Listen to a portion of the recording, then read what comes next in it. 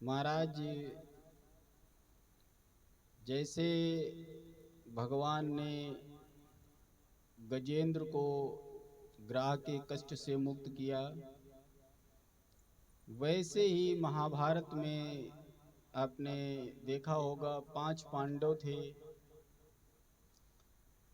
जब पांडवों का कोई सहारा नहीं बचा, हर जगह से उनके साथ में अन्याय हो रहा था, षड्यंत्र हो रहे थे, बड़े बड़े बुद्धिजीवी भी उनके पक्ष में अपना मत नहीं दे रहे थे।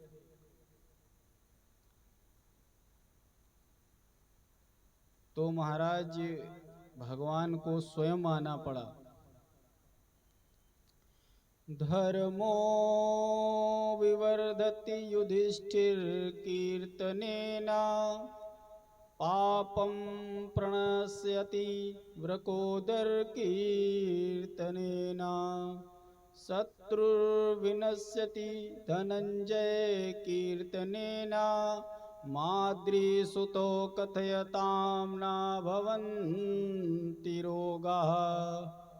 जैसे शरीर में 5 प्राण होते हैं, वैसे ही महाराज पांडु के 5 पुत्र हुए। कुंती के द्वारा धर्म, वायु तथा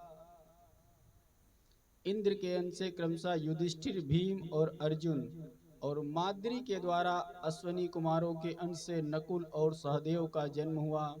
महाराज पांडु का इनके बचपन में ही परलोकवास हो गया था। माद्री अपने पति के साथ सती हो गई थी और 5 पुत्रों का लालन पालन कुंती देवी ने किया। ये 5 भाई जन्म से ही धार्मिक, सत्यवादी और न्यायी थे। ये क्षमावान, सरल, दयालु और भगवान के परम भक्त थे। महाराज पांडु के न रहने पर उनके पुत्रों को राज्य मिलना चाहिए था, किंतु इनके बालक होने के कारण इनके चाचा पांडु के अंधे ज्येष्ठ भ्राता धृतराष्ट्र वैकल्पिक पद पर राजा बनाकर आसीन किए गए थे। लेकिन पुत्र स्वभाव से उनका बड़ा ही क्रूर था और स्वार्थी था। जो उनका बड़ा पुत्र था उसका नाम था दुर्योधन। दुर्योधन अकारण पांडव से द्वेष किया करता था। भीमसेन से तो उसकी बुरी शत्रुता थी। उसने भीमसेन को बचपन में विष दे करके मारने का प्रयास किया था और भीमसेन मूर्छित हो गए जब विष खा करके, तो चटाई में लपेट के गंगा जी में फेंक दिया। परंतु भीम बहते हुए नागलोक पहुंच गए। वहां पर उन्हें अनेक सर्पों ने काटा। तो कहते नहीं विष को विष मारता है, तो जो विष इनको खिलाया था उसका विष का प्रभाव दूर हो गया। और जब नागलोक से लौटे तो 60,000 हाथियों का बल इनको वहां प्राप्त हो गया। ये चाल असफल हुई तो दुर्योधन ने पांडवों को लाक्षागृह बनवाकर उसमें रखा, रात में आग लगवा दी। भक्तराज विदुर के द्वारा इनको सचेत कर दिया गया था। अग्नि से बच करके चुपचाप वन में निकल गए और गुप्त रूप से यात्रा करते हुए अपना एकांत में रहने लगे। भीमसेन शरीर से बहुत विशाल थे, बल में उनका कोई जोड़ का व्यक्ति मिलना बड़ा कठिन था। वे बड़े बड़े हाथियों को उठाकर सहज ही फेंक देते थे। वन में माता कुंती और सभी भाइयों को वे कंधे पर बिठाकर बड़े मजे से यात्रा किया करते थे। अनेकों राक्षसों को मारने की कहानी आपको महाभारत में सुनाई पड़ती है। वहाँ इनका विवाह भी हुआ था एक वनवासी कुल की स्त्री से, हिडम्बा। धनुर्विद्या में अर्जुन तृतीय थे। अब इसी वनवास में जब ये रह रहे थे तो पांडव द्रुपद के यहाँ गए और स्वयंवर सभा में अर्जुन ने मत्स्य वेध करके द्रौपदी को प्राप्त किया। माता कुंती के वचन की रक्षा के लिए 5 भाइयों की पत्नी बनी द्रौपदी।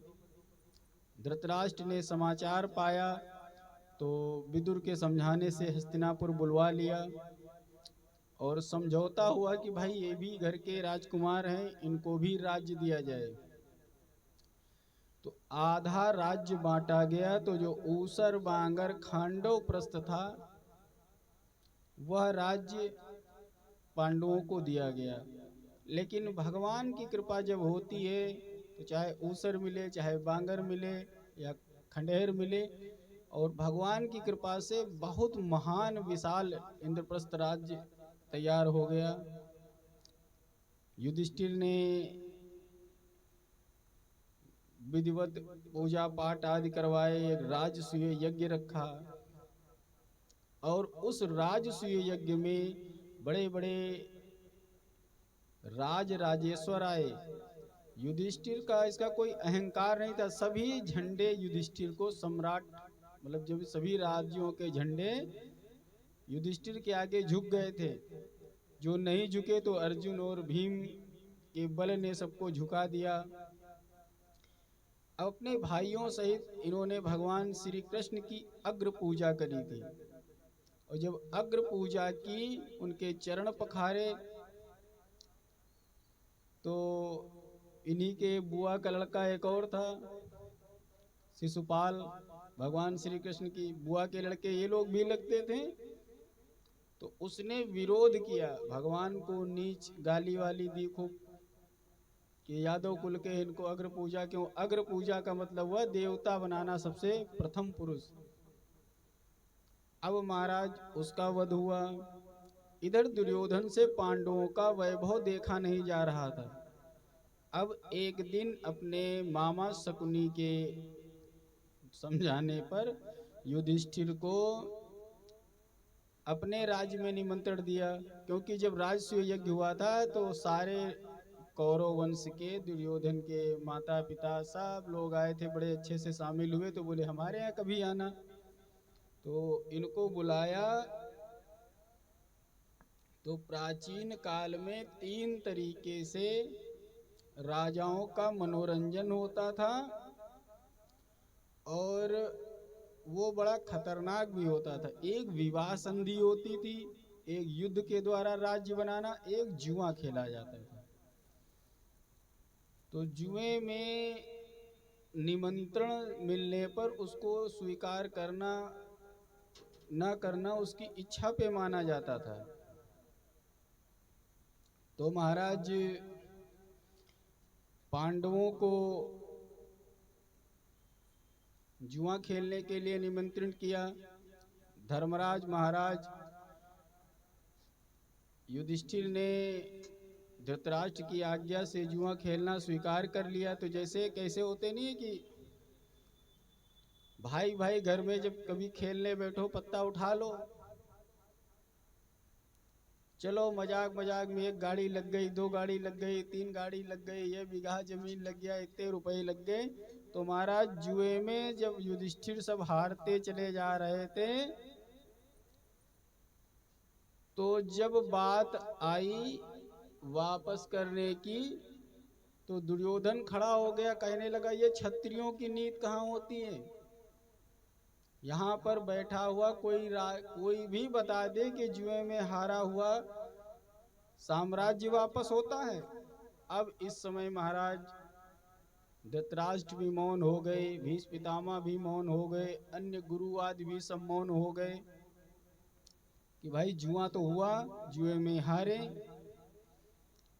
अब महाराज एक शर्त रख दी कि चलो अच्छा सब लोग कह रहे हो इनके पास कुछ नहीं बचा है, तो द्रौपदी को दांव पे लगा दो, चलो वही अगर दांव जीत गए तो मैं सब वापस कर दूंगा। अब महाराज ऐसी चाल चली कि द्रौपदी भी जुए में हार गए। अब दुर्योधन ने सभा में खींच के लाने का आदेश दे दिया। कालवश समझिए, देववश समझिए, कोई सहारा द्रौपदी को नहीं दिया किसी ने, और साड़ी खींची जाने लगी दुशासन के द्वारा। तो सबसे पहले वही ग्राह वाली स्थिति आ गई। राजा को देखा तो राजा तो पहले से ही अंधा था, पितामह की तरफ देखा, सर झुका लिए, द्रोणाचार्य की तरफ देखा। जिस राज्य में अन्याय हो रहा हो और वहाँ के बड़े बुजुर्ग भी सर झुका लें और मौन धारण कर लें, उस राज्य का विनाश होने में ज्यादा समय नहीं लगता है। इतनी महत्वाकांक्षा नहीं बढ़ा देनी चाहिए कि बड़े बुजुर्गों के सम्मान, राज प्रतिष्ठा और नारी का सम्मान जिस राज्य में ना हो। महाराज आतर भाव से अपने कान्हा को द्रौपदी पुकारती हैं, श्री कृष्ण गोविंद हरे मुरारी, हे नाथ नारायण वासुदेवा, श्री कृष्ण गोविंद हरे मुरारी, हे नाथ नारायण वासुदेवा।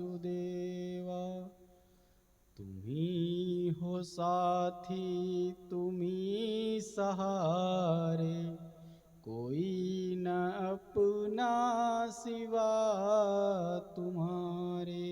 महाराज प्रकट हो गए और साड़ी खींचता गया, इतनी साड़ी बड़ी कि बेहोश होकर के गिर पड़ा। अब महाराज निर्णय हुआ कि अगर ये 12 वर्ष के लिए वनवास चले जाएं और 1 वर्ष अज्ञातवास में रहें, 12 वर्ष वन में रहें और 1 वर्ष ऐसे रहें जैसे हम खोजें और हमको ये पता न चल पाए कहाँ है, लौट के आएंगे, इनको राज्य वापस कर देंगे। सोचा था ये दुर्योधन ने कि इतने 12-13 साल में सब थक मर के कहीं मर जाएंगे या षड्यंत्र करके कहीं मरवा देंगे, लेकिन जगह जगह भगवान इनके सहारा बनते रहे। जब ये अवधि पूरी कर दिए और वापस आए, तब राज्य देने से मुकर गया दुर्योधन। कहने लगा भिखारियों को राज्य नहीं दी जाती, जुए में हारे थे, कहीं राजपाट मांगे देने वाली चीजें। भगवान श्री कृष्ण स्वयं शांति दूत बन करके गए, समझाया, कौरव के राज दरबार में समझाया कि मान जा, विवाद मत कर। अब महाराज जब भगवान को ही दुर्योधन बंदी बनाने की सोचने लगा, तब दिखाया विराट स्वरूप कि सीधे आदमी को ये मत समझो कि कमजोर है, उनको छोड़ दो। तुम्हारे सभा में अगर किसी के हिम्मत हो तो हमारी तरफ बढ़ के दिखा दे। जो दिव्य प्रकाश देखा है, भीष्म पितामह हाथ जोड़ करके खड़े हो गए, विदुर चरणों में गिर गए, कर्ण हाथ जोड़ करके खड़ा हो गया, सबके पैर पीछे हो गए, चौंधिया गई आंखें, भयभीत तो हो गया। अब महाराज युद्ध की बारी आ गई। भगवान ने कहा बगैर युद्ध के अब मान सम्मान भी तुम्हारा चला गया है, तो अब मान धन जाए लेकिन मान सम्मान के लिए, आत्मसम्मान के लिए युद्ध अनिवार्य हो गया। 2 खेमों में पूरा विश्व बट गया, एक पांडव सेना, एक कौरव सेना। बड़ा भयंकर युद्ध हुआ, सिर्फ 5 पांडव बचे। विदुर जी तीर्थ यात्रा करने चले गए थे, सब कुछ नष्ट भ्रष्ट हो गया। धृतराष्ट्र, विदुर, गांधारी, पांडव और अभिमन्यु पुत्र परीक्षित, इनको छोड़ करके कोई युधिष्ठिर सम्राट हुए। 36 वर्ष तक उन्होंने राज्य किया। इसके बाद जब पता लगा भगवान श्री कृष्ण परम धाम को पधार गए हैं, तब पांडव ने अपने पौत्र परीक्षित को राज दिया और सब कुछ छोड़ करके हिमालय के रास्ते स्वर्गारोहण किया। वे भगवान में मन लगा करके महाप्रस्थान कर चले गए। भगवान श्री कृष्णचंद्र तो धर्म और भक्ति के साथ हमेशा रहते हैं। जहाँ धर्म वहीं कृष्ण है और जहाँ श्री कृष्ण है वहीं धर्म है। पांडवों में धर्मराज युधिष्ठिर साक्षात धर्मराज थे, भगवान के अनन्य भक्त थे। अर्जुन भगवान श्री कृष्ण के प्राण प्रिय सखा थे और परम भक्त थे। भीमसेन श्याम सुंदर जी को बहुत मानते थे। भगवान भी उनसे बहुत हास परिहास किया करते थे, किंतु कभी भी भीमसेन ने श्री कृष्ण के आदेश पर आपत्ति नहीं की। कोई युधिष्ठिर या श्री कृष्ण का अपमान करे तो उनके लिए तनिक भी सहन नहीं होता था।